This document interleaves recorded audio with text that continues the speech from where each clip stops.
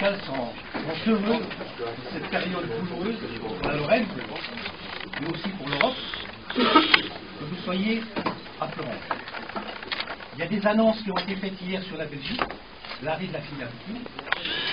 Sur Florange, on attend des annonces fortes de la part de M. Mittal, qui est prêt à arrêter sa filière packaging sur Florange. Aujourd'hui, on a nos deux hauts fourneaux, notre aciérie et notre agglomération qui est à l'arrêt.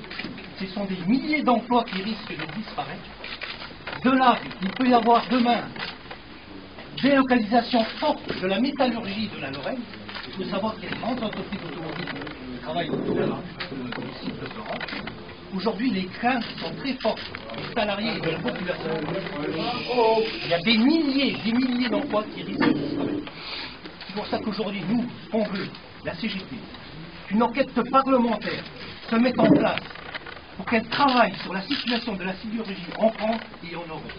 On refuse que la Lorraine perde sa sidérurgie. On refuse que la Lorraine perde sa métallurgie.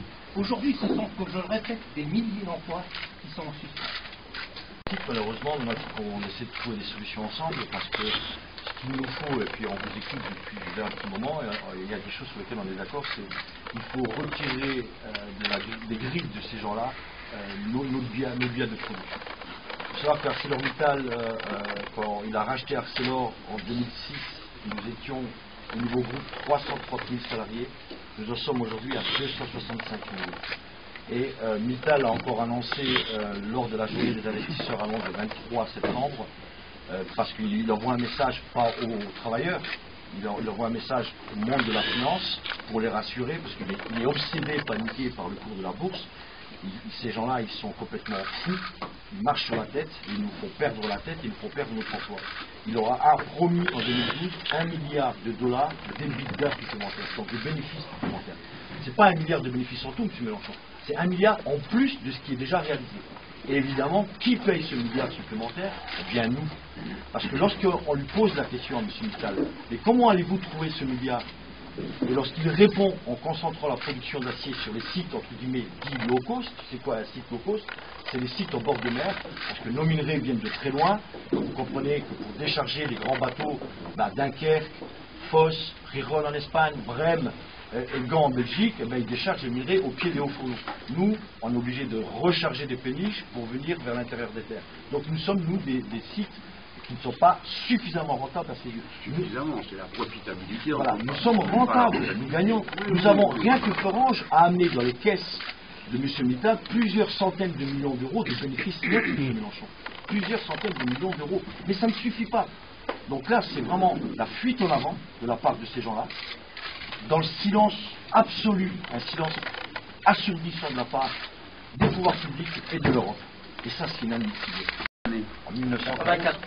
Non, ça c'était avant. Ça c'était le coup d'avant. On a mis 60 milliards de francs pour remettre tout ça dans le rappel. 1992. C'est pas si longtemps. Donc, le groupe Usinor nous a ponctionné 1,5% de nos salaires, à nous tous, on était plus de 5 000 salariés à l'époque, pour payer la ligne de galvanisation. L'outil qui fonctionne aujourd'hui, l'outil qui produit de l'acier de très haut de gamme pour Mercedes, pour BMW, pour Volkswagen, pour Peugeot, pour etc. Donc l'outil là. Et là on sort de la fonte. Non, là on sort de la tôle galvanisée. D'accord. Pour l'automobile. Et le packaging. Pour l'automobile. D'accord. Donc si M. Mittal ne veut pas de nous, au revoir monsieur. Et donc là il faudrait des lois. Il faudrait que Barroso se tape Non, dans la alors, table. je vais vous en parler de Barroso. Ça, bon, la formule elle est un peu rapide quand je l'ai oublié. Ces gens-là n'en attendent rien. La seule chose qui Mais fait. c'est eux qui sont au pouvoir. Oui, ben donc, faut les foutre dehors. Ouais, mais dans 6 mois, il sera trop tard, M. Mélenchon. C'est maintenant. Oui. Ah, d'accord. Déjà, au moins, qu'on se comprenne bien ce qu'on fait. Ah, ben, ça, moi, je ne vais pas agir à votre place, hein, les gars. Je viens là. D'abord, il y a ma présence ici, puis celle de mon camarade de Guy les élus, Martin Guerre, enfin, vous voyez, toute l'équipe qu'on est là. D'abord, le premier sens de ce qu'on fiche là, c'est une solidarité humaine. Et on veut que vous sachiez ça, c'est qu'on comprend ce qui se passe ici. Et pourquoi les gens sont tellement en colère, parce que quelqu'un dans un bureau, pour des raisons qu'on va évoquer, condamne à la mort sociale toute une série de gens, c'est pas son problème. J'ai vu là la tête d'œuf qui passait l'autre jour à la télévision. Alors le gars, il est en train d'expliquer, nous n'avons pas de visibilité, blablabla, on arrête, on redémarre, comme si on allait croire qu'un haut fourneau, c'est comme une mobilette, on arrête, on la redémarre, pour qu'on est... Et donc on réouvrira dès qu'on aura de la visibilité. Vous l'avez vu celui-là. C'est-à-dire les gens, les êtres humains là-dedans, ça compte pas. Les milliers de gens qu'il y a là, toute une région qui vit en savoir-faire, parce qu'ils croient que c'est comme ça. Le savoir-faire ouvrier, ça se sort pas en un claquement de doigts. Ça se fabrique des fois, ça se fabrique à l'école, ça se fabrique sur le terrain, ça se fabrique des fois sur une ou deux générations, c'est-à-dire des choses comme ça. Donc tout ça, ils ne le connaissent pas. Alors déjà, moi je vous parle comme un responsable politique. Je me rappelle très bien ce que cette histoire-là, la sidérurgie française, que ça représentait pour le pays. Primo, on n'est pas une grande nation, et nous sommes une grande nation, et nous avons l'intention de le rester, si on n'a pas une sidérurgie de haut niveau.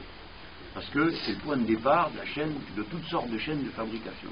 Notamment, c'est pas la peine qu'on aille raconter des histoires sur le fait qu'on va changer le modèle productif et qu'on va lui donner une forme écologique, si c'est pas nous-mêmes qui produisons les produits. D'accord? Si ça se fait ailleurs, on ne contrôlera rien. Donc déjà, aussi pour cette raison, on a intérêt, nous, à savoir comment on fait, de quelle manière on s'y prend pour fabriquer de l'acier, de la fonte et tout le reste. Deuxièmement, pas d'industrie de pointe si on n'a pas ce matériau de base. Et on a besoin des aciers fins, pas les sous-produits qu'on nous file quand on a d'abord satisfait une industrie nationale. J'attire votre attention là-dessus, parce que ça c'est un argument. Quand on dit, ah ben c'est pas grave, on va le faire ailleurs. Je sais qu'il reste des usines en France, c'est pour heureux. Hein. Mais je sais aussi que Mittal, au fond, il a d'abord un carnet de commande mondial. Je sais très bien pourquoi il fait ça. Pas pour des raisons qu'on liées à l'acier. C'est lié à la valeur de l'euro-obligation de la firme ArcelorMittal. Ils ont besoin que la valeur du bout de papier-là soit maintenue. Donc, ils font des opérations de bourse. C'est pour ça qu'ils annoncent qu'ils ferment la Belgique. Parce qu'ils pourraient très bien ne pas le dire. Ils pourraient dire, on verra, on attendra, etc. Ils font ça pour donner du sang à manger aux vampires qui sont là et qui ont besoin de se dire, ah, c'est bien, ils ont foutu dehors. Ils sont gavés, ces vampires. Exact. Oui, ben jamais. Avec eux, c'est jamais assez. Donc, je termine. On a mis 60 milliards de francs pour remettre d'aplomb l'outil technique. Pardon de vous dire que la gauche, elle en a pris plein la tête à l'époque. J'ai pas oublié, moi, j'ai l'âge. Hein. Lorraine Cœur d'Acier et de Rêve, je m'en rappelle. Hein. D'accord. Donc je sais ce que ça a été entre nous, les histoires à l'époque, hein, des sacrifices terrifiants qu'il a fallu faire. C'est du passé, mais c'est présent à l'esprit de tout le monde. On leur a revendu tout ça en privatisant à 10 milliards. C'est pour ça que quand je vous dis qu'il y a des commissions d'enquête, les gars, moi je vais vous dire, on aurait peut-être intérêt à repasser en revue tout ce qui a été privatisé. Parce que quand même, à la fin, c'était point. Et c'est vous qui me disiez tout à l'heure que celle-là d'usine, on l'a vendue combien, dites-moi? En France, à France à France en 1999. Non, non, un franc. Donc c'est 15 centimes d'euros. 98. C'était pas 99? Bon, 99. Un franc symbolique. Et après, là, vous nous rappelez que vous avez tous été mis à la taxe pour vous cotiser pour payer la modernisation de l'outil de production. Déjà, celle-là aussi, elle est pas mal. Hein, faire payer les ouvriers. À l'époque, c'était une usine nationalisée, monsieur Mélenchon. Oui, oui, bah. C'est-à-dire qu'on n'a pas fait que des bonnes idées. Hein. En attendant, je ne fais pas là. Non, mais il faut bien qu'on fasse le bilan. Je veux dire, à l'époque, on ne va pas se jeter des pierres à nous-mêmes, en tout cas pas vous, vous êtes parfaits, mais nous qui avions des responsabilités politiques. À ce moment-là, on pensait que vous êtes bien, qu'on protégeait l'avenir, que tout ça. Il y a plein de gens qui ont dit ça. Mais le résultat, c'est que c'est pas vrai. Donc il faut qu'on s'en rappelle. Ce matin, dans un journal économique, qu'ils disent que c'est un très mauvais signe, parce que ça a l'air de dire que jamais les niveaux de carnet de commande vont revenir comme ils étaient avant. Vous savez, en même temps qu'ArcelorMittal restreint son offre, M. Mélenchon, la concurrence, ThyssenKrupp, Tata Steel, Voestalpine, eux, ils augmentent leur capacité de production. C'est simplement le message qu'il envoie, M. Mittal, vous avez raison, il envoie un message au monde de la finance. Oui. Moi, numéro 1 mondial, je vous assure que même dans un marché tendu, je vais être le seul à pouvoir restreindre l'offre de l'acier pour maintenir des prix hauts. Il y a ça qui m'intéresse. Mais M. Mélenchon, on n'a jamais fait autant d'acier qu'en ce moment. On n'a jamais vendu autant de voitures. Mais je sais parce que l'autre jour, ils m'ont posé la question, je ne sais plus quelle émission c'était, on m'a dit, mais monsieur Mélenchon, si la demande d'acier baisse, vous on est obligé de fermer les usines. J'ai dit, monsieur, mais 2 jours où il n'y a plus besoin d'acier, vous fermez tout ce que vous faites là, parce que c'est terminé. Donc je suis d'accord. On fait 200 000 tonnes tous les mois là maintenant à Florence. On a arrêté depuis la semaine dernière. On fait, faut dire à Madame Parizeau et consorts là, Oui. parce qu'il dit c'est normal qu'on ferme Florence, il n'y a pas de commande. C'est du pipeau, M. Mélenchon. On produit 200 000 tonnes d'acier tous les mois là maintenant là. C'est pour envoyer où? Sur la Lune. Donc il faut dire à Parizeau de ferme sa gueule et qu'il ouvre ses yeux. Je te pose une question, moi, parce que il y a cette proposition dans l'enquête parlementaire qui me paraît pertinente, et notamment qui doit être poussée par le politique, le front de gauche, pour ce qui nous concerne. Par contre, je regarde aussi que, ArcelorMittal, qui est le numéro 1 mondial de l'acier, une multinationale qui réalise quand même des bénéfices colossaux, et verse aussi des dividendes conséquents aux actionnaires. Au premier desquels lui-même et sa famille. Tout à fait, tout à fait. Pour la moitié, 45%. Alors, par contre, comme il y a des restructurations, des évolutions dans plusieurs sites d'ArcelorMittal, quelles sont les possibilités, je dirais, de coordonner le mouvement social, puisque bon, ça vous importe aussi, parce que bon, il y a ce qui s'est passé à Liège, mais il y a dans d'autres sites aussi, et on sait que par rapport à ce qui s'est passé ces dernières années, lorsqu'un site industriel est déclaré fermé provisoirement, il réouvre pratiquement jamais. On a vu ce qui s'est passé à Grande-Range, entre autres, il y a d'autres... Ça, tu vas me porter la poisse. Non, mais ça veut dire aussi la nécessité à la fois une combinaison de l'action politique, puisque moi je suis d'accord avec toi, le politique doit aussi, et c'est pour ça que ce qui est inacceptable aujourd'hui, c'est que le gouvernement français, notamment le président de la République, qui pourrait quand même avoir des moyens pour peser sur ArcelorMittal, c'est quand ils le veulent, ils le peuvent quand même, mais ils sont sourds, ils ne font rien. Pire que ça, ils cautionnent la stratégie. Donc je pense que là, il y a l'action politique, notamment pour ceux effectivement qui partagent les conceptions que vous défendez, et puis il y a le mouvement social aussi, voir comment ça peut être coordonné tout ça. Parce que je reviens sur l'enquête parlementaire, ça me fait... J'ai souvenir qu'en 2008, par exemple, la CGT avait demandé avec un groupe parlementaire de gauche déjà une enquête parlementaire qui avait été refusée, notamment sur la situation, les évolutions, la conception aussi du groupe. Donc voilà. Donc moi c'est un peu ça ma question, parce que je vois les camarades belges, luxembourgeois, vous ici sur les sites français, quelles sont nos possibilités, je dirais chacun à sa place, mais d'impulser peut-être un mouvement un peu plus large. Ce matin, j'ai eu les collègues belges du téléphone, parce que vous imaginez bien qu'ils ont pris ces mutuelles Primassu qui leur fait la tête, sur la tête, c'est un coup de poignard. Je vous rappelle encore une fois, je suis peut-être redondant, mais j'insiste énormément. Mettez-vous à la place des camarades belges. Lundi, ce lundi-là, il y a 5 jours, ils se mettent autour d'une table avec la direction de l'ArcelorMittal, ils signent un accord signé dans lequel il est prévu d'embaucher du personnel pour redémarrer les hauts-fourneaux. Lundi dernier, là. Cette semaine. 24 heures après, le groupe annonce la fermeture définitive. Attendez, mais il y a de quoi devenir fou, quoi. Il y a de quoi péter un câble. Oui, c'est un homme qui fait trembler l'industrie en Europe, c'est M. Mittal. Il faut lui enlever des mains nos outils de production. Il faut lui confisquer nos outils de production. Aujourd'hui, c'est peut-être un mot qui est dur, il faut nationaliser nos outils de production. On nationalise bien des banques, on parle de nationaliser des banques. Et pourquoi on ne doit pas nationaliser nos outils de production? Il y a des milliers d'emplois derrière. Aujourd'hui, hier j'entendais sur les radios, il y a des gens qui se tombent dans la précarité. Des milliers de gens qui tombent dans la précarité. Mais si on laisse faire aujourd'hui, mais ça sera une région entière qui va être précaire ici. On ne peut pas laisser aujourd'hui une situation désespérée. Aujourd'hui, il faut une action forte. Donc pour répondre à ta question, c'est qu'à partir cet après-midi, en ce moment, en Belgique, à Liège, je fais un comité d'entreprise pour discuter quel est le nombre exact des personnels touchés par la fermeture, les mesures sociales envisagées, j'en passe et des meilleurs. Cet après-midi, les syndicats belges font une assemblée générale pour donner l'information aux salariés. Et courant dans les prochains jours, on va décider collectivement d'une action européenne, syndicalisme européen, c'est-à-dire aujourd'hui le point de convergence de l'action syndicale, ça va être Liège. Lorsque les camarades belges, parce que c'est eux la première victime, ils ferment. Dès que la décision d'action aujourd'hui, elle appartient aux collègues belges, dès qu'ils décideront d'une action syndicale quelle qu'elle soit, on s'est tous mis d'accord hier à Luxembourg, au siège, de faire un point de convergence. Toutes les fédérations syndicales européennes iront à Liège pour avoir mais sur la commission parlementaire, la commission d'enquête parlementaire, on est pour, il n'y a pas de problème. Nous, ce qu'on souhaite simplement vous faire toucher du doigt, c'est qu'il y a urgence. Une commission parlementaire, ça va prendre des semaines, des mois, etc.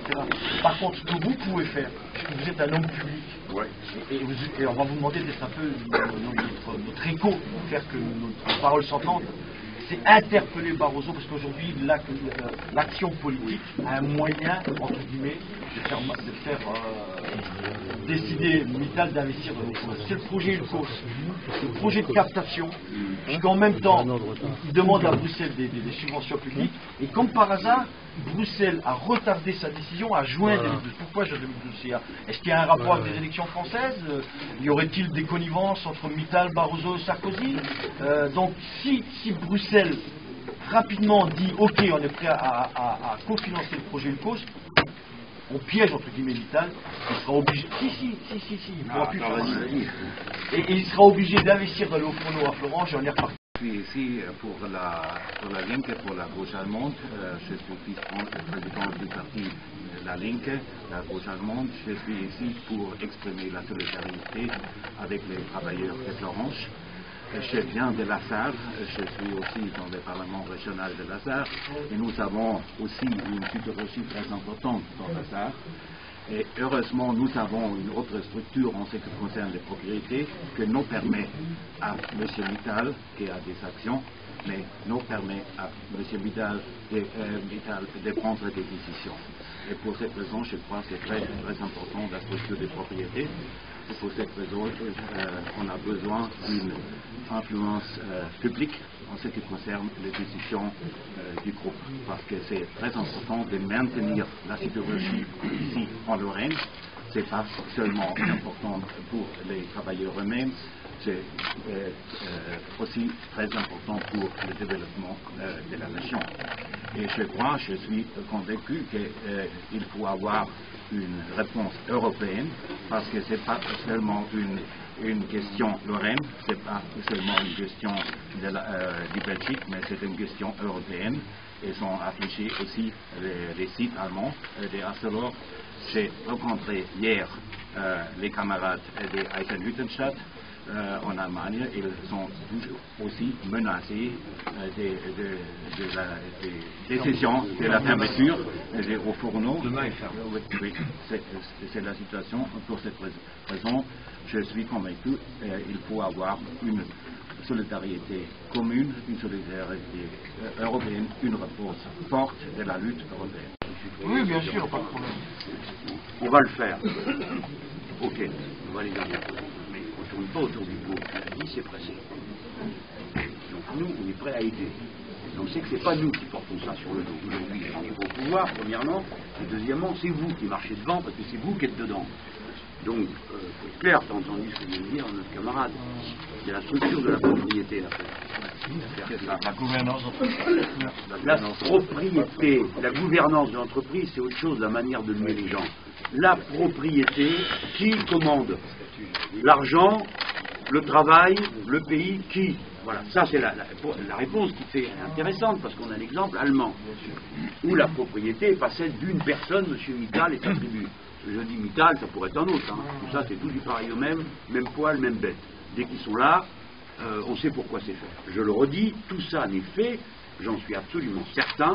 Ça n'a rien à voir avec la question des carnets de commande de la sidérurgie, je l'ai confirmé il y a un instant. Ça n'a à voir qu'avec le cours de l'action et la solidité de l'obligation de Mittal, enfin les titres d'emprunt qui est né Mittal. Je vous signale que la dernière porte à laquelle on peut aller frapper pour demander de la protection, c'est l'Europe, pour la raison que les titres d'emprunt que Mittal émet, hein, donc c'est-à-dire la dette de Mittal, qui se finance, comme ils disent, sur le marché, à partir de maintenant, et notamment depuis le mois de juin dernier, n'importe quelle agence de notation a le droit de s'en mêler et de porter une évaluation sur la valeur de ce titre de dette. Ok les amis? Comme le titre de Mittal se porte mal depuis le mois d'août dernier, comme ils ont en circulation des titres d'obligation, ils font exactement ce que tu décrivais tout à l'heure, ils font ce qu'il faut pour rassurer, comme ils disent, les marchés. Donc c'est bien la question de la propriété. Car si, supposons que ce soit la propriété d'État, comme tu l'envisages, on va discuter de savoir si ça doit être la propriété d'État. Évidemment, nous, on ne se repérerait pas sur le court terme. On ne dirait pas dans les 2 prochains mois, parce que j'ai lu ça aussi. Arcelor dit, ah ben c'est parce que, vous comprenez, il y a eu une sécheresse. Alors donc il y a moins de fruits, donc il y a moins d'emballage à faire, donc on ferme les usines. Bon, c'est bien qu'il y a eu une sécheresse, mais on n'est quand même pas revenu à l'époque de l'homme des cavernes qui courait d'un buisson à l'autre pour savoir qu'il y avait des fraises. Hein. Bon, donc on a quand même inventé depuis d'autres choses pour maîtriser le temps. Donc c'est vrai, des fois vous avez un petit creux, puis après il y a une pointe, puis après il y a un creux, puis on lisse. Sauf qu'eux, ils gèrent leur boîte à 3 mois. Et oui, les amis, là c'est là que vient la question que posait le camarade il y a un instant, celui de la manière de diriger la boîte. Bon. Comme les agences de notation, comme les gens qui surveillent et qui donnent de l'argent, surveillent tous les 3 mois le niveau de profitabilité des entreprises, tous les 3 mois. Je vous signale que ce système-là, ils sont en train de l'appliquer au gouvernement eux-mêmes. D'accord? Tous les 3 mois. Donc évidemment, Monsieur Mittal, qui a besoin de beaucoup d'argent, il est sous le... Alors donc, la clé de l'affaire, c'est pas la bonne volonté de Monsieur Mittal, c'est pas celle de Monsieur Barroso, dont il ne faut rien attendre. Je ferais pas mon devoir si je ne vous le disais pas. Un élu peut toujours dire oui, je vais écrire un machin, je vais écrire un truc. Je vous dis, ces gens-là ne vous servent à rien. Voilà. Virez-les, il n'y a que ça à faire. Mais moi, je ne vais pas vous raconter de salade. Je ne vais pas vous dire des choses. Je ne vais pas vous dire des choses qui ne sont pas, ça ne sert à rien. Il faut maintenant que vous en... Pardon, je vous parle comme ça, moi, je ne vais pas faire des formes. Hein. Il faut donc déjà les empêcher d'arrêter les installations qu'il y a ici. Parce que vous savez, comme moi, que si la maintenance n'est pas faite, je ne sais pas ce que vont faire les camarades belges, moi je suis pas sidérurgiste, c'est facile pour moi de dire j'ai la bonne paye, tout va bien pour moi. Hein. Bon, comme parlementaire européen, c'est facile pour moi, je ne vais pas vous donner des conseils, c'est les syndicalistes qui savent. Mais ce que je veux que vous sachiez, c'est que ce que vous déciderez, vous les syndicalistes, les gens qui sont là, nous on suivra. On ne discutera pas, on ne vous dira pas faites ceci, faites cela, ou je ne sais pas quoi. On suivra et on vous aidera de toutes nos forces. Si vous voulez qu'on organise des caisses de solidarité, on le fera. Si vous voulez qu'on harcèle les pouvoirs, dites-nous sous quelle forme, on le fera. Si vous voulez qu'on vienne à Liège, on viendra. Et on appellera avec nos drapeaux, nos pancartes et le reste. Mais nous, ce qu'on peut vous dire, moi ce que je vous dis, ne croyez pas que la vie va continuer comme avant. Ces gens-là ne s'arrêteront jamais. Rien ne les arrête. Ils ont fichu le continent entier dans la pagaille. Là, c'est tout le pays qui est en pagaille. Tout à l'heure, on va aller à un hôpital. Vous pouvez me dire pourquoi on ferme des hôpitaux dans ce pays? Il y a moins de gens malades? On vit trop longtemps? On est tellement content qu'on peut se passer d'hôpitaux? Vous savez bien que non. Pas dans la région. Hein. Voilà, je vais vous dire, c'est ça. Vous pouvez être sûr que vous avez des gens qui sont là. Vous n'êtes pas abandonnés, vous n'êtes pas tout seul. C'est bien compliqué en réconfort humain, mais c'est très important. Voilà. Alors en tout cas, les laissez pas partir avec le matériel. J'avais dit aux camarades des fonderies du Poitou. Je leur avais dit, faites gaffe, quelqu'un qui est capable de vous proposer de vous piquer le quart de votre salaire, après s'être versé 1,2 million, il vous videra l'usine une nuit. Ça va pas traîner, hein. Maintenant, les gars, ils sont en piquet de grève là-bas pour empêcher qu'on leur... Je sais bien qu'il ne va pas déménager de vos fourneaux, hein. Je sais bien. Mais méfiez-vous, ils sont capables de tout. De tout. Alors vous ferez bien comme vous voulez, mais ce que vous décidez, on sera avec vous. Ça, c'est sûr, hein. Donc vous avez de la marge de savoir que derrière il y a du monde. Hein. Et il n'y a pas que nous, hein, le Front de gauche. Hein. Vous en aurez dans tous les partis, vous en aurez dans tout le pays. Juste qu'on tienne compte de toutes les personnes ici présentes, il y a juste Jean-François qui est représentant CGT au comité de groupe européen, et après lui, tu lui répondras, il y a aussi la délégation de l'OGPL qui souhaiterait s'exprimer, et André Hoffmann, député luxembourgeois. Donc Jean-François, tu... Eh bien, excuse-moi, camarade. Mais non, mais t'inquiète pas. Parce que là, on a Martin Guillard qui est de Paris, un député luxembourgeois, des syndicalistes. On va laisser parler. Vas-y Jean-François, après les luxembourgeois, nos amis luxembourgeois pourront aussi parler. Oui, plusieurs choses. La première, c'est que lors d'un débat au comité d'établissement sur l'affaire de packaging, j'interpelle le responsable et je lui dis mais face à la situation de packaging, est-ce que vous êtes sûr que Arcelor n'achète pas des produits asiatiques pour alimenter le marché européen? Alors il a un temps d'hésitation et il dit mais monsieur, dans les centres de service d'Arcelor, il y a minimum 20 à 25% de produits qui viennent de nos concurrents. Ça donne déjà une image d'un passant qui gère le marché. C'est-à-dire que eux, ils nous font payer par des arrêts d'installation, par plus de flexibilité, mais je ne suis pas sûr que commercialement et financièrement, ils se privent de l'évolution du marché. Deuxième information, c'est le problème des fonds publics. Et là, il faut on leur a supprimé la taxe professionnelle. La taxe professionnelle pour une société comme Amal, c'est-à-dire ArcelorMittal, Lorraine, Atlantique, c'est environ 25 millions. Sarko a dit on va réduire on va supprimer la taxe professionnelle pour donner plus de compétitivité aux entreprises. La question qu'on a à poser, c'est qu'est-ce qu'on a fait avec ces environ 25 millions qui sont tombés dans les groupes et qui peuvent être utilisés pour le développement industriel, pour la politique sociale, pour la recherche. Sans compter les aides qu'ils ont pour les bas salaires, dans le cadre de la loi Fillon. Et c'est des sommes importantes dans la sidérurgie. Alors sur la dimension européenne, alors c'est clair qu'on ne peut pas attendre de l'Europe qui est construite aujourd'hui, qui est basée sur des choix financiers et des outils au service de la finance, grand-chose. Pour preuve, je prends l'exemple des délocalisations. L'Europe s'est prononcée pas contre les délocalisations, elle s'est prononcée pour, à partir du moment où ça reste dans le périmètre de l'Europe. Donc on encourage les délocalisations. Donc aujourd'hui, il faut une action nationale et il faut une action européenne. Alors, je vous donne une date, il y a une réunion à Bruxelles le 24 octobre, pour préparer une riposte collective au niveau de la FEN. Donc déjà, il y a des choses qui se préparent, parce qu'il n'est pas question pour la CGT d'opposer les peuples entre la Belgique, la France, l'Espagne. On a tous à défendre et combattre cette finance. On n'a pas intérêt à rentrer dans le jeu que Mittal veut nous amener. La solidarité internationale, c'est notre fonds de commerce, c'est notre existence et c'est notre objectif. Parce que chaque pays a le droit de vivre dignement dans la paix et dans la solidarité. Ça, c'est notre fait. La commission d'enquête parlementaire, on sait bien que ça ne va pas tout régler.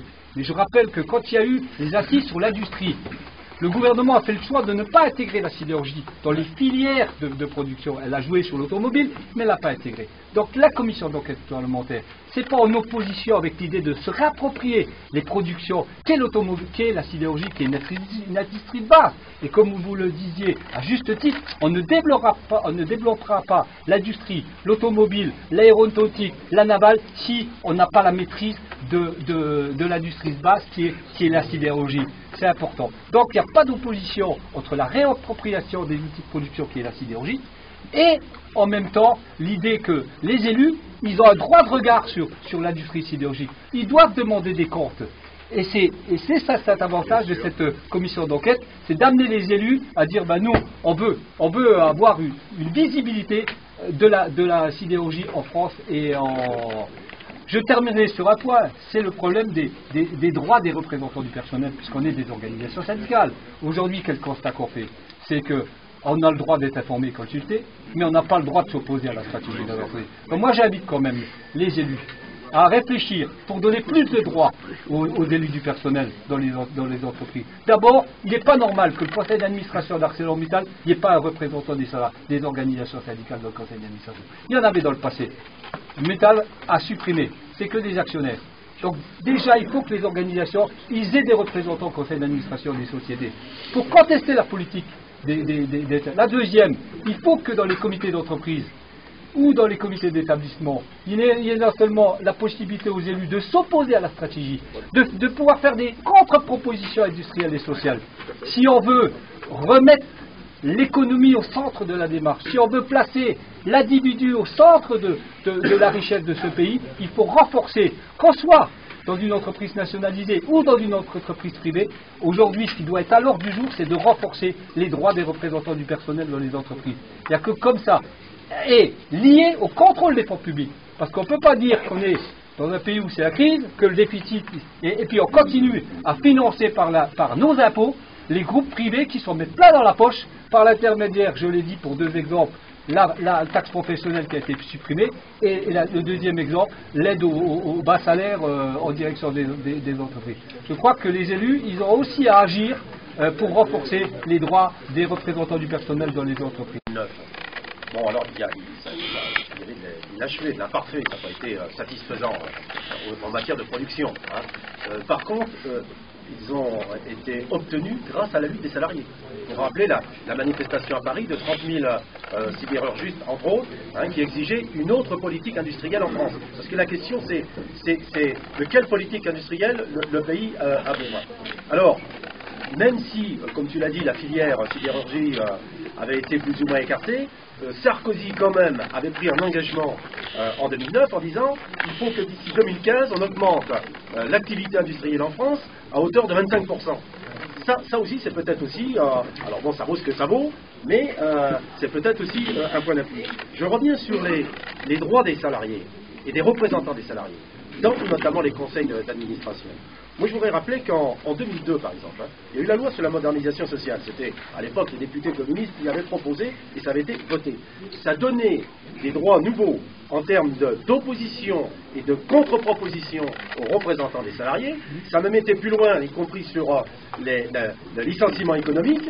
Alors, bien sûr, la droite revenant au pouvoir première chose en 2003, voilà, en 2003, ils ont abrogé ces questions. Alors, d'ailleurs, Martine le disait, dans le cadre, y compris du projet du Front de gauche, il y a un certain nombre de propositions sur un droit de veto à la disposition des représentants des salariés, un droit de suspension des restructurations, notamment là où il y a une alternative industrielle. Donc il y a un ensemble. Alors, par contre, dans ce qui nous préoccupe aujourd'hui, il y a le long terme ou le moyen terme, il y a ce qu'on disait, c'est-à-dire par rapport aux dirigeants qui sont aux manettes, notamment au niveau de l'Europe, Barroso et tout ça, mais bon, ça va demander un peu de temps. Par contre, il y a l'urgence. Non, mais par contre, il y a l'urgence. C'est pour ça qu'il faut agir. Excuse-moi. Non, mais j'en termine. Il faut agir. Il faut l'articulation, comme je disais tout à l'heure, le mouvement social, et c'est tant mieux, puisque il y a des perspectives, effectivement, de coordination du mouvement social, et puis il y a effectivement l'action politique qu'on peut mener, bon, avec des limites, mais on peut la mener de façon volontariste. Tout ce que j'entends autour de cette table, moi je suis pas signé dès demain, parce qu'on va très bien. Effectivement, on est en train d'imaginer ce qui pourrait être une société demain. Sauf que nous, c'est pas demain, c'est maintenant. Qu'est-ce qu'on dit aux 3000 salariés de Florence lundi? Et même si Barroso, moi je veux me garder de vous dire ce que je pense de Barroso et tous ses potes, parce que je vais être poli. Certes, il nous plaît peut-être pas, mais en attendant, c'est lui le président de la Commission européenne, que ça nous plaise ou pas. Et il faut l'obliger à se positionner. S'il nous dit allez vous faire foutre, on a rien à foutre de la chirurgie, donc moi ça aura le mérite d'être clair. Là, ce qui nous tue, c'est le silence de Bruxelles. Qui nous disent une bonne fois pour toutes. La vraie question de fond, et là je rejoins ce que vous avez dit, il faut une réponse européenne. Est-ce que la production d'acier est un bien public européen, oui ou non? Est-ce que les partis politiques, tous partis confondus, veulent encore l'industrie sidérurgique en Europe, oui ou non? Après, ça aura le mérite d'être clair. Chacun devra se positionner et se dire, oui, je suis pour, on en a rien à foutre, on veut une verte prairie, on ferait paître toutes les belles chèvres de cette planète. Tu la réponse. Allons. Non, allons. Attends. Il faut mettre de l'ordre dans ce qu'on se dit, sinon c'est de la pure démagogie. Moi, je ne suis pas là en train de vous dire on va mettre M. Barroso au pied du mur. M. Barroso, ça a déjà répondu. C'est la commission, c'est le projet de constitution de 2005, c'est le traité de Lisbonne, c'est le pacte Euro+. Je peux aussi faire la liste de tous ceux qui votent ça, qui votent oui à chaque fois. Bon, parce qu'à un moment donné, voilà le résultat. Alors d'accord, alors dans ce cas-là, ça sera nous, on se saisira de nos soucis. Voilà. Sans eux. Sans eux. Amis, ça, c'est pour ça, mais j'ai très bien compris de quoi on parle ici. Est-ce que je t'ai entendu, c'est toi que j'ai entendu à la radio ce matin? Peut-être. Lequel c'est d'entre vous qui a dit on est en guerre? Nous. C'est toi qui l'as dit. Je sais très bien ce que tu as dit. Tu as dit, il ne sait pas faire de la sidérurgie sans nous, on sait faire de la sidérurgie sans eux, la virgule, nous allons continuer. J'ai bien entendu. Très bien. C'est à ça que je réponds. Moi, je veux pas faire de la politique à l'ancienne. Je vais écrire au préfet, je vais écrire à je ne sais pas quoi, je ne parle pas de ça, moi. Je vous parle de la situation réelle dans laquelle nous sommes. Par exemple, tu cites Barroso. Barroso, il est président de la Commission. J'ai dit, il a déjà répondu. C'est le pacte Euro+. Mais vous oubliez ce cher Van Rompuy.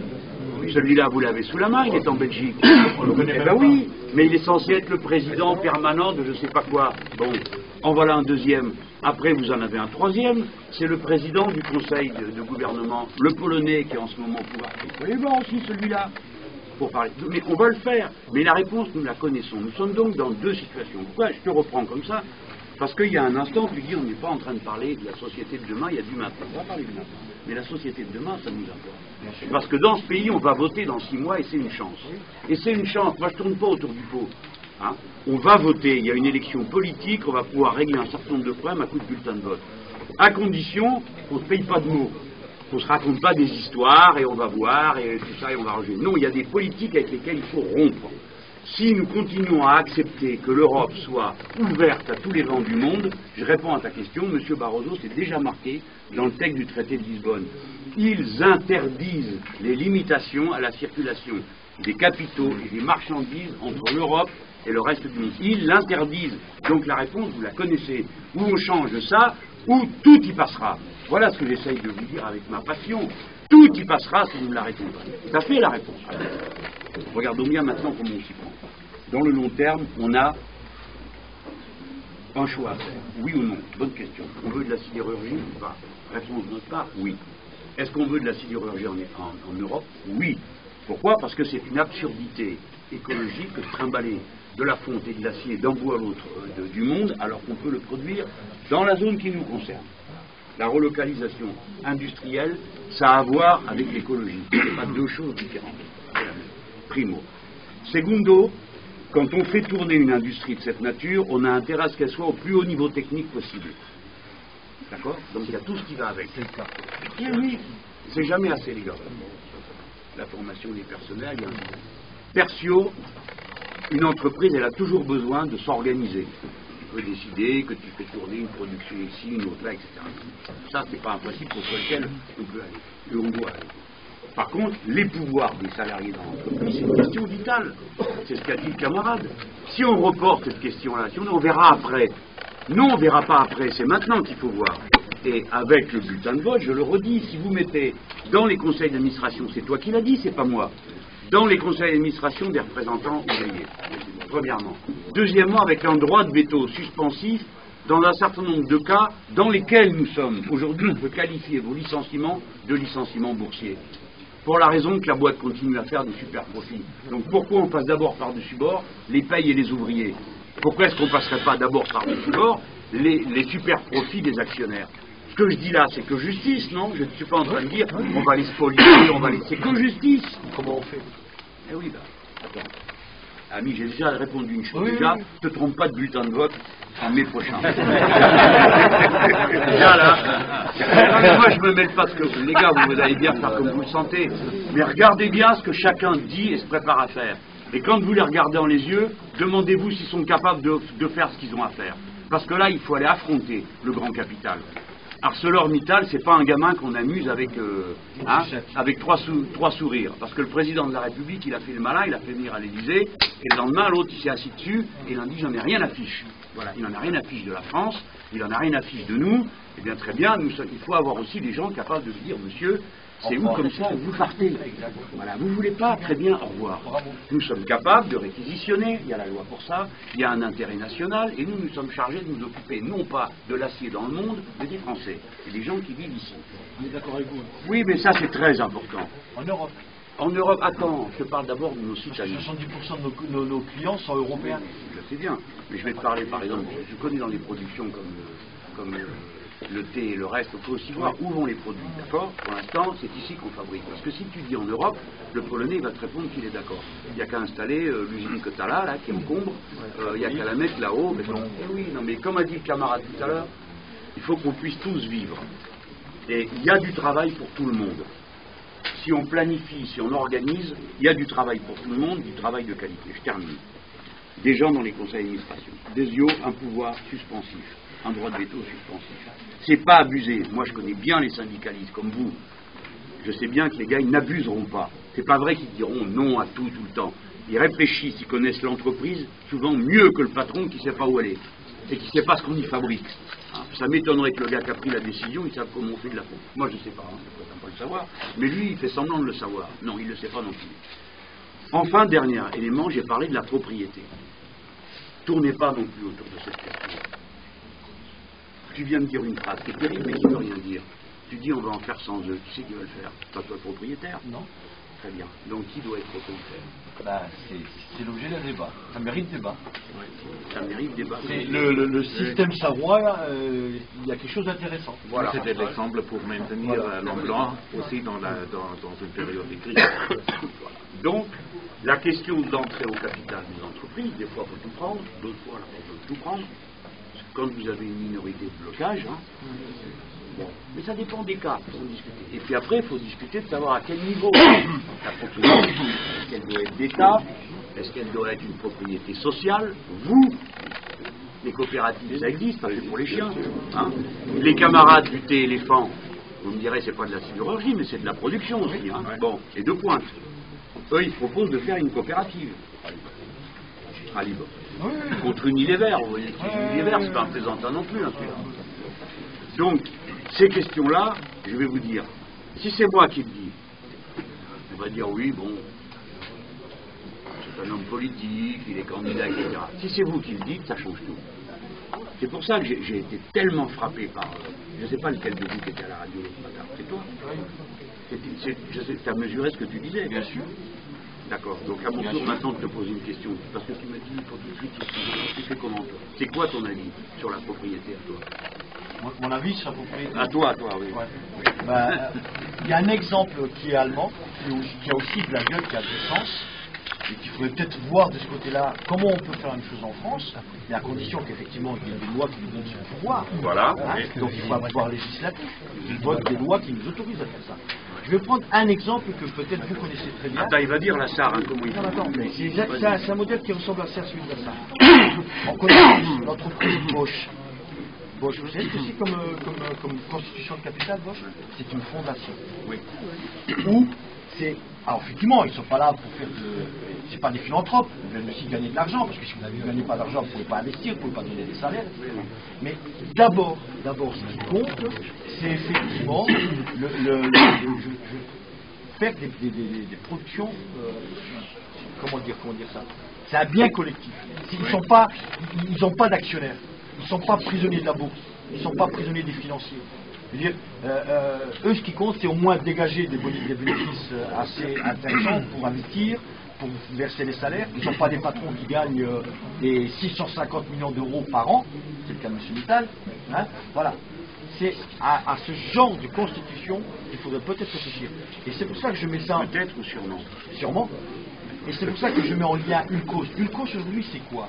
C'est pas uniquement, même si je suis d'accord avec Yves, c'est pas l'alpha et l'oméga de la situation de Haut-Fourneau, mais quand même, lorsqu'on dit que le pouvoir, moi, on est toujours très en colère lorsqu'on entend des élus, enfin, c'est vrai que Barroso n'est pas élu, hein, il a été mis en place par ses potes, hein, mais c'est comme lui qui nous emmerde, je suis désolé, hein. Mais lorsqu'il dit on ne peut rien faire, mais là, Mittal, il se tourne vers Bruxelles en disant donnez-moi 250 millions d'euros pour faire le projet de cause. Chiche, je te les donne, mais là, moi je rentre dans la gouvernance d'entreprise. Le projet ULCOS, Léo Fourneau, la sidérurgie Lorraine, qui ne t'appartient plus seulement à toi, ça devient un bien collectif. Parce que derrière, non, on fait, vous savez que dans la sidérurgie, M. Mélenchon, depuis 1978, il n'y a plus eu de saut technologique, le début des coulées continues. Là, on a fait un bond de 30% de productivité. Avec le projet ULCOS, c'est 30 ans après le seul bond industriel, le saut technologique qu'on fait. On gagne 30% de productivité et on fait les aciers les plus propres au monde. Est-ce qu'il faut qu'on laisse ça? On gagne combien de productivité? 30% de productivité. Pourquoi? Comment? Parce qu'on capte les gaz, le CO, le CO2, on sépare le CO2 qu'on va aller enterrer, et puis on reprend le CO qu'on réinjecte au creuset du Haut-Fourneau, et donc on améliore la productivité du Haut-Fourneau. On use moins de coque, moins de combustible, etc. Ah, vous n'avez pas expliqué ça. On fait un saut technologique de 30%. Moi, on m'a expliqué comme un procédé de stockage. Non, c'est pas que le stockage. Non, c'est pas que ça.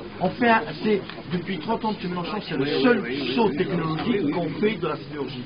Donc c'est y compris un intérêt industriel pour l'Europe. Il y a une augmentation de productivité de 30%. Pierre. 30%. C'est-à-dire qu'un Haut-Fourneau aujourd'hui, voilà, un Haut-Fourneau qui produit aujourd'hui...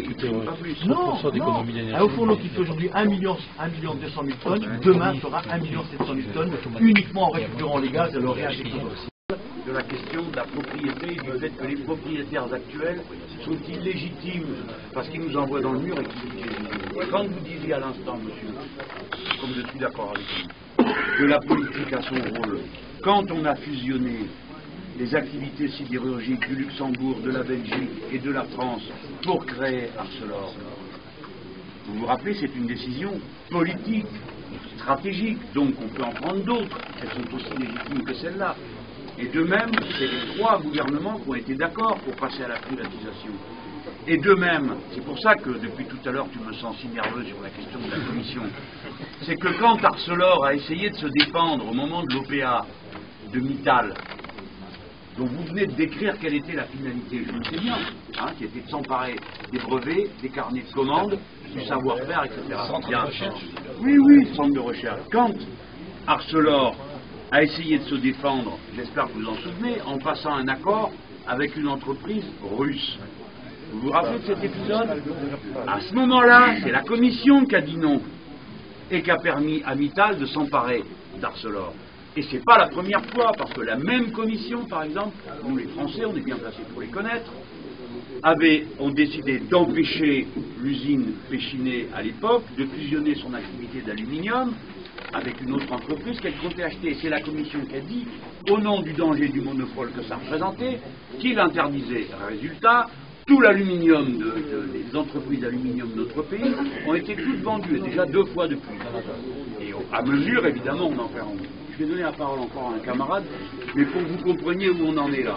Luxembourg est quand même propriété à 7% de l'ancien Luxembourg, l'État luxembourgeois. Donc il a une propriété. Eh bien oui, donc il va faire quelque chose de mieux que de payer au Corneille et en regarder la catastrophe.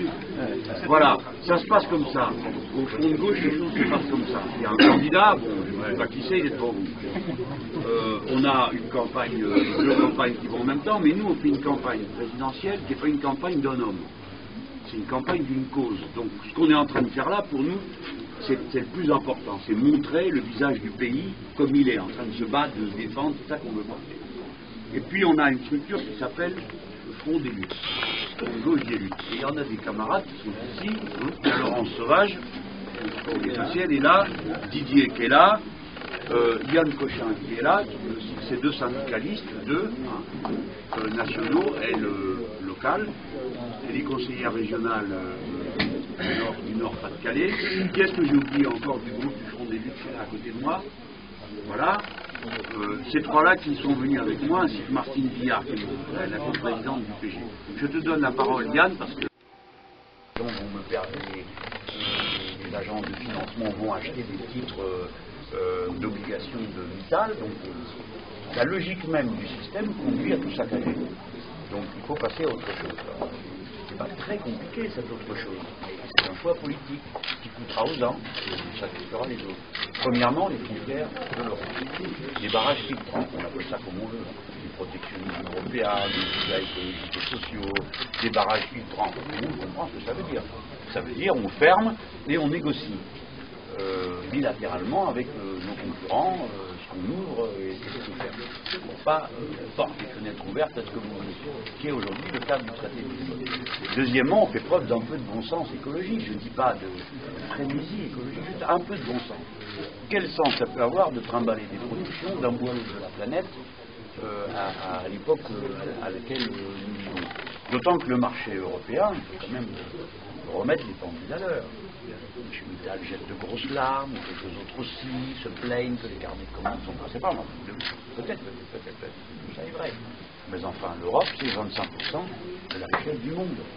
25% de la production. La Chine, c'est 10%. Il faut arrêter de se faire peur ou d'utiliser la Chine, l'Inde et les autres comme des épouvantails pour combattre tout le monde, de la fermer et de souffrir en silence. Voilà. Nous sommes la première puissance économique du monde. Il n'y a donc aucune, et le premier marché, aucune espèce de raison de capituler. Aucune. Si on était un pauvre petit pays dans un coin qui n'a rien, on pourrait dire on fait ce qu'on peut. Là, c'est même pas le cas. Donc on peut dire que les gens ont abandonné les manettes du pouvoir politique, abandonné. L'Europe serait plus forte en étant protectionniste. L'Europe serait forte avec ce soir, mais pas avec les gens qui se trouvent. Donc, ça dépasse complètement leur paysage mental. Vous savez, il y a une ambiance d'ancien régime. Hein, c'est toujours pareil. C'est-à-dire les gens de l'ancien régime, le régime libéral, libre-échangiste et tout, ils n'arrivent pas à imaginer un autre monde. Donc ils sont là, ils se cramponnent à ce qu'ils ont toujours fait. Comme Louis XVI aussi, lui aussi, il croyait qu'il faudrait toujours des nobles. Le tsar aussi croyait ça, que ça serait toujours comme ça. Monsieur Ben Ali, il était persuadé que ça durerait toujours, il ne comprenait pas qu'il pouvait y avoir autre chose. Ceux-là, ils sont pareils. Les Barroso, Van Rompuy, la baronne Ashton, tout ce monde de pacotille, ce théâtre d'ombre explosera en se demandant pourquoi tout ça est par rapport aux Belges et aux Luxembourgeois, non seulement la puissance de notre pays, mais surtout on va avoir une élection. Donc nous on a une chance, on va pouvoir régler ça avec des bulletins de vote. Imaginez-vous si on n'avait pas une élection dans l'année. Hein. Bon, on serait là à dire bon ben faut y aller en force. Donc on a un rendez-vous démocratique, mais ça ne veut pas dire pour autant qu'on va rester deux pieds dans le même soulier d'ici là. Donc chacun doit être à sa place. C'est pas à nous, les dirigeants politiques, d'aller expliquer aux ouvriers des usines ce qu'ils doivent faire. C'est eux qui doivent faire dans le cadre de leur syndicat et de leur union syndicale.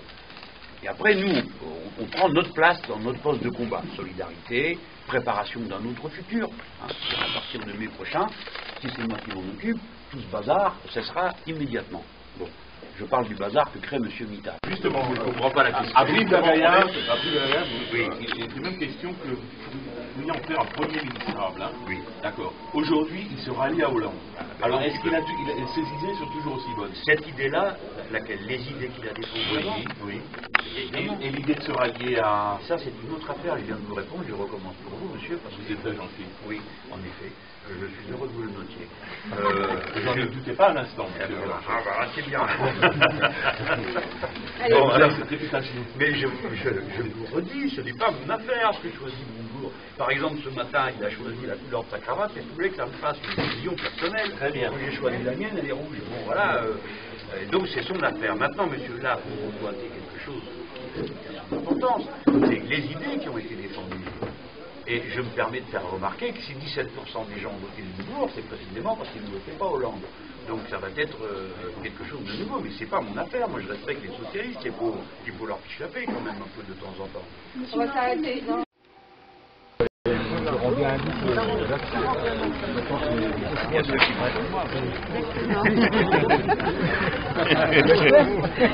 Ah, ben c'est sympa, vous l'espérez, c'est bon pour moi ça. Il y a des jeunes techniciens. Faut être dans la vie. Faut être dans la vie.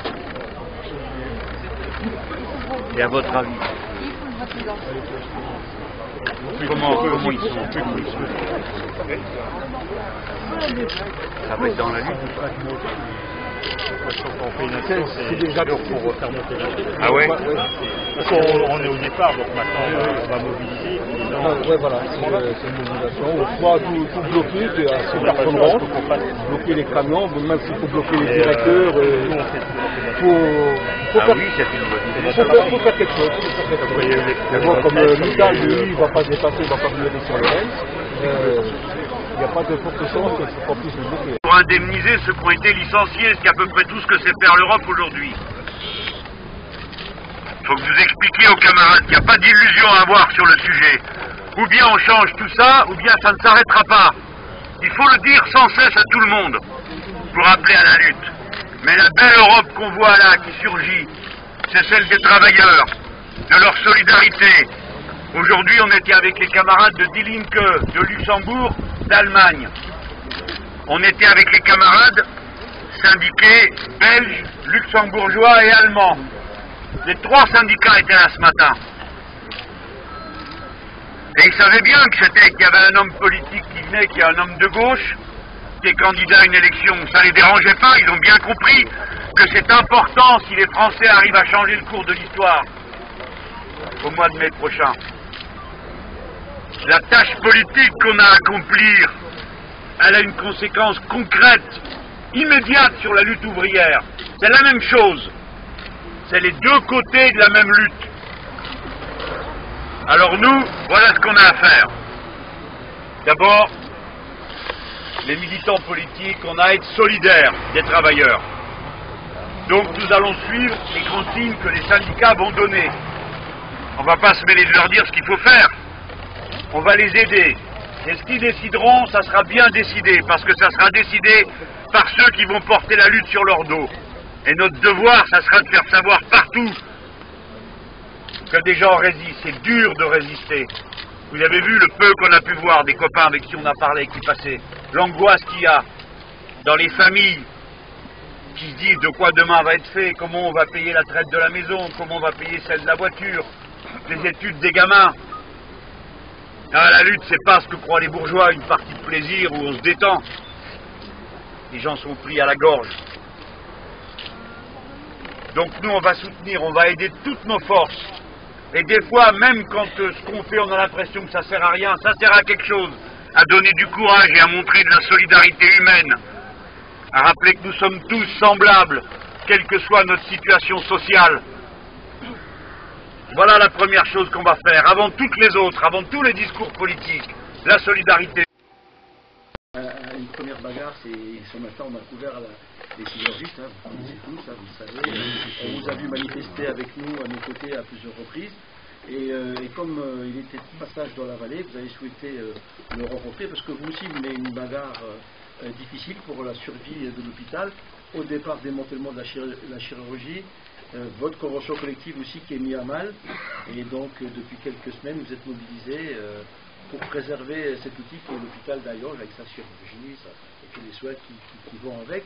Et de ce point de vue-là, vous savez que notre solidarité est acquise, on participe, on est avec vous, et moi, le maire d'Ingrange, tout particulièrement, vous le savez, hein, j'ai vécu le drame que vous êtes en train de vivre aujourd'hui avec la fermeture d'un hôpital, on s'était battu, et pour les mêmes raisons que celles qu'on évoque aujourd'hui, notre hôpital aujourd'hui n'est plus qu'une EHPAD. Voilà. Et si on ne se bat pas, c'est ce qui risque de se produire. Donc c'est pour ça aussi qu'aujourd'hui on est là pour soutenir votre combat. Et qu'on a profité aussi de la présence de Jean-Luc qui est très attaché au combat des salariés de toute profession et qui est venu aussi vous apporter son soutien.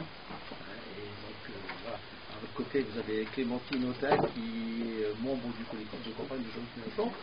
Peut-être certains d'entre vous la connaissent. Il faut que je vous présente les autres, oui. parce que tu vas en rater. Moi, je vais en louper. C'est certain, je ne connais pas tout le monde. C'est un ami, je ne laisse pas s'embourber. Donc, je suis de toute une délégation aujourd'hui, en raison de l'importance particulière et de la signification nationale à la bataille des sidérurgistes. Et donc, on a voulu vraiment... déjà manifester une solidarité humaine, vous savez comme ça compte, hein, ces choses-là, ça se chiffre pas, mais c'est comme ça. Donc, on a constitué toute une délégation, Clémentine Autain nous a rejoints, et ce matin, je me trouvais avec toute l'équipe de ce qu'on appelle nous le Front de gauche des luttes. Ce sont des camarades qui nous aident, qui animent notre présence politique dans les luttes et qui sont eux-mêmes des syndicalistes, souvent, ils l'ont été, ils le sont encore. Alors, il y a là-bas, je suis autour de la table, c'est une responsable nationale du Parti de gauche, c'est lutte. Là, je vois Yann Cochin, lui est un syndicaliste, je ne sais pas si je dois dire de quel syndicat, syndicaliste, EDF. Bon, si Sud Solidaire, ensuite notre camarade Didier Leresque, qui est syndicaliste CGT de la branche des cheminots, qui l'a dirigé assez longtemps, je crois, pour que tout le monde ait eu l'occasion, une fois ou l'autre, de lui en vouloir parce que vous restez sur le quai, mais de l'aimer quand il gagnait. Et puis, bon, des élus, là-bas notre camarade Igor, qui fait partie de cette délégation, et puis deux parlementaires, une camarade parlementaire allemande du Land de Saxe, de Sarre, pardon, qui est dans la branche santé, justement. Et puis Martine Guillard, députée de Paris, et coprésident du Parti de gauche. Donc vous voyez, là-dessus nous avons été accueillis par une camarade, alors maintenant c'est moi qui l'avais. Un grand nombre de camarades. C'est je suis content d'en soit passer vous voir, je vais apprendre des choses encore, hein. Je vous en dirai moi aussi, sur comment je vois ces affaires. Bon, c'est bien si notre passage vous a apporté déjà le plaisir de voir que ce que vous faites n'est pas ignoré et méprisé. Évidemment, si ça retient un peu d'attention autour de votre bataille, ça sera notre contribution. Et puis après, ben, moi je vous dirai comment nous on voit au fond de gauche les questions de santé, on va faire une conférence, mais comment on voit le monde. Il y a une désertification du corps médical sur la vallée de la Fensch, qui est quand même important. Il y a même une remodification de la consultation.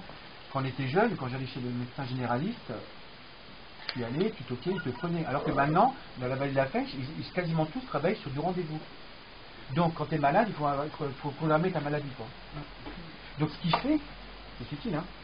Et ce qui fait qu'en fait, les gens se trouvent dans un hiatus, et le hiatus veut qu'en fait, les gens se redirigent de plus en plus vers les urgences. Donc c'est vrai que le service d'urgence telle qu'on l'a connue, ça fait plus de 20 ans que je suis aux urgences maintenant, malgré mon âge physique jeune encore. Donc, ouais, c'est moi qui le dis. Non, moi je t'ai connu il y a 20 ans. Oui, c'est vrai que j'ai changé. Donc la problématique, c'est qu'en fait, on a de plus en plus de populations qui se présentent au corps des urgences, alors que c'est pas forcément de la médecine d'urgence. Donc, ce qui fait qu'en fait, actuellement, dans tous les services, comme partout, tout à fait.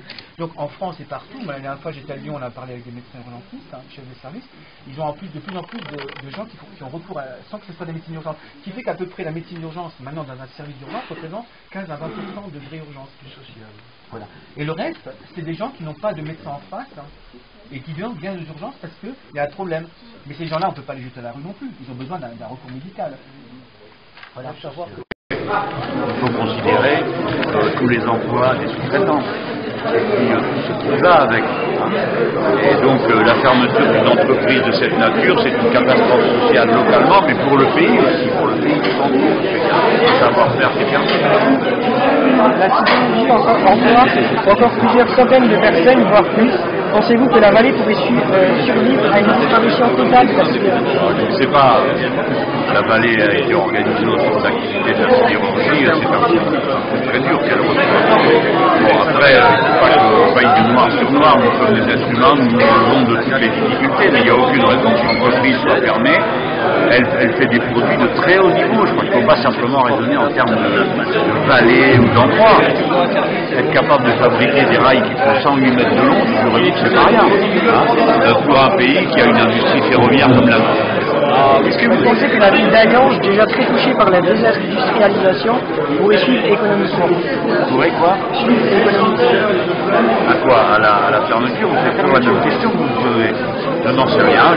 Je ne vois pas comment un trou pareil pourrait être rebouché, mais vous ne devez pas vous dire autre chose que nous pouvons vivre. Nous sommes capables de faire vivre. Et avec la disparition des usines, il ne reste pratiquement plus d'industrie sidérurgique dans la région. N'est-ce pas la disparition d'une partie de notre patrimoine culturel? Bien sûr, ça serait, mais ce n'est pas fait. Ne partez pas battu, ce n'est pas fait. Et M. Mittal peut s'en aller, nous n'avons pas besoin de lui pour faire de la sidérurgie. Et jusqu'à une date récente, le site a fait la preuve de sa rentabilité. S'il est fermé, ce n'est pas pour des questions de rentabilité, c'est pour des questions de niveau de profitabilité, ça n'a rien à voir. C'est qu'il leur faut plus d'argent. Voilà. Et surtout parce que M. Mittal veut donner des garanties à ses actionnaires sur le fait que lui tient à la gorge des ouvriers, donc on peut lui faire confiance. Voilà. C'est un licenciement, c'est une fermeture boursière à laquelle il fait. Voilà. Allez, courage. Attendez, on ne se laissera pas impressionner par ceux qui viendront nous demander si telle ou telle forme de lutte, c'est pas un peu trop. C'est jamais trop quand on défend sa peau. C'est jamais trop. Voilà ce qu'on dira. On va porter aussi notre action au plan politique. J'étais là avec Martine Billard qui est députée. Il y aura la réunion du groupe Front de Gauche à l'Assemblée, pas plus tard qu'au début de la semaine. On va poser la question de cette commission d'enquête parlementaire, parce que quand même, ça commence à bien faire de les sucrer comme ça, pour qu'après ils fichent le camp et perdent les outils de production. Pour ceux qui ont de la mémoire, il y en a quelques-uns ici qui sont de ma génération, n'ont pas oublié comment ça s'est passé le coup d'avant, quand on a recapitalisé Arcelor. Ça s'appelait pas comme ça à l'époque. Quand on a recapitalisé la sidérurgie, 60 milliards de francs on y a mis. C'est le peuple français qui a donné tout ça. Et on leur a vendu 10 milliards après. Déjà, ça a commencé par une première gratte d'ampleur. Tout à l'heure, un camarade a rappelé qu'on a mis les salariés à contribution pour moderniser les chaînes de production, qu'on leur a pris sur leur paye. Donc, l'intérêt général est en cause. Et les députés du peuple ont le devoir de s'en mêler. C'est pas de regarder passer en se disant c'est le dieu marché qui a tranché. Commission d'enquête parlementaire. Et puis après, on a un bulletin de vote. Ça aussi, c'est notre tâche. Je redis à tous ceux qui suivent cette affaire, ça suffit de faire confiance les yeux fermés. Vous l'avez déjà fait la dernière fois. Vous avez cru ce que vous a dit Sarkozy. Vous voyez où vous en êtes? Arrêtez de croire que ces gens sont capables de faire autre chose que d'organiser le profit encore et toujours. Ils s'occupent des êtres humains après. Et donc, il faut qu'on convainque un par un qu'on peut régler à coup de bulletin de vote notre affaire dans moins de 6 mois. Et tant mieux qu'on a des bulletins de vote. Parce que sinon, comment on ferait, camarades? comment on ferait, qu'est-ce qu'il faudrait faire, à quel excès il faudrait aller. C'est une chance qu'on a de pouvoir voter.